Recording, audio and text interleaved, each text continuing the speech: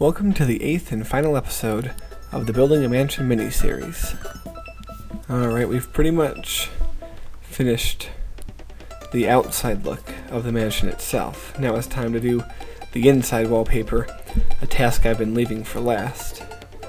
Now after spending so long obsessing over the floors, I don't want to spend too much time on the wallpaper, so I'm just going to go with first instincts whenever I can. Like, I think this hallway would be good in a white for the entrance hall, so it will be. Now for the party room, I had to debate between a few things. Try a few things out. A lot of things didn't really go.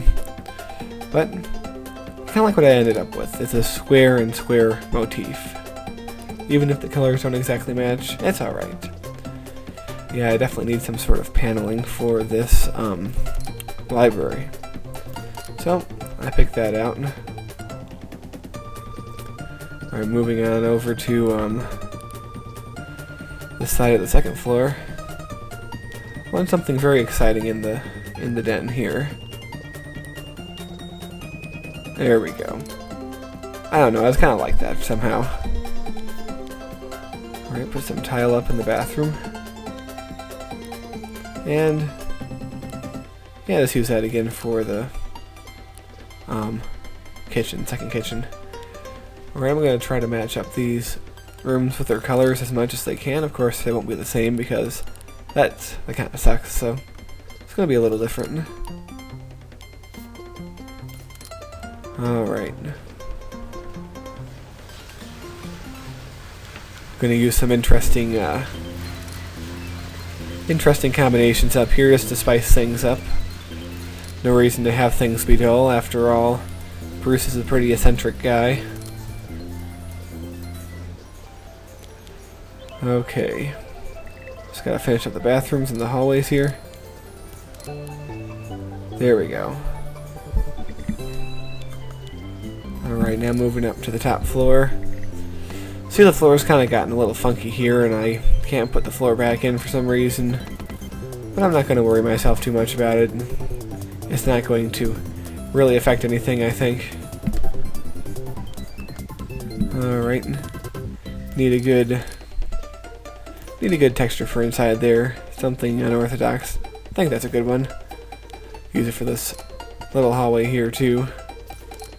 Alright, and for his bedroom, more dark wood paneling. Nothing quite like it. I think it brings a stately air to any area. Alright. Wow, that was just about the fastest wallpaper thing I've ever done. Now, it's time to hang lights in rooms. It kind of looks like I'm going fast here, and I am. But remember, it is double time, so I am carefully considering the areas under which each of these lights will be illuminating. Small rooms like this only require one usually. And it makes a big difference because you've seen from my regular shows when a sim walks in a room and it lights up, it makes things so much easier to see, and it also looks more realistic and, you know, less annoying than Sims having to walk around in the dark.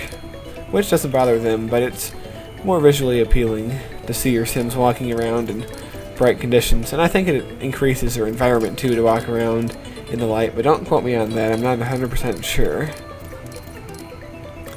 Yeah, I need lots of lights in the dining hall here. Alright. And the very last thing we shall do is the landscaping. I've done very little landscaping up until this point, and I debate between fences, and I decide this large stone fence is pretty good. It kind of goes with the gray motif, even though it's a much darker gray than everything else. We're going to put this around the perimeter of the elevated areas. Gives it a sense of definition, definitely, and a sense of seclusion, because rich people especially don't want people spying on their premises. So there we go, we have a basic outline of a fence there.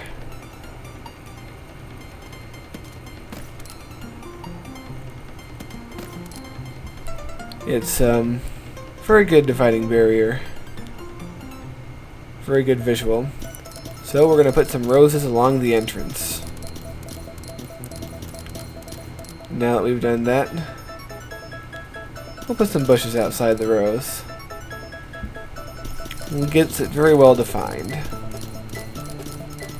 I might have used that word a lot recently, but it really suits what I'm doing. Put some different flowers down here. And now for the trees.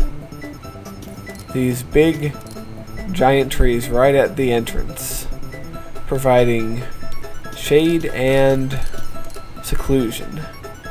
And also beauty, because everyone likes trees on their property.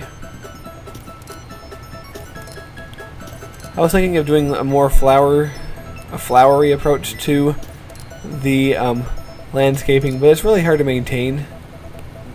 And I think the trees will do fine. Provide some shade for the area. They can sit back by the pool and listen to the leaves rustle in the breeze. Kinda nice. Don't want to put too many trees by the pool. Or the hot tub, I mean, so they can still look out.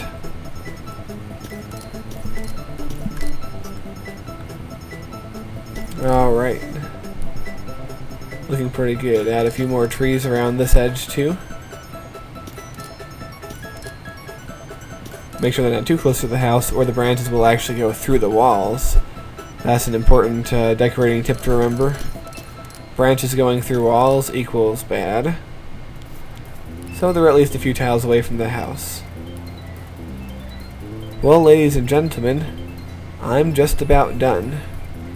Take a look at what we now have.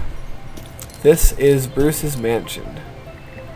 Gonna add a few bushes here, but essentially that's it. Took me 8 videos to create, and will we be filming in this mansion for any episodes of any shows in the future? I don't know. We might. We just might.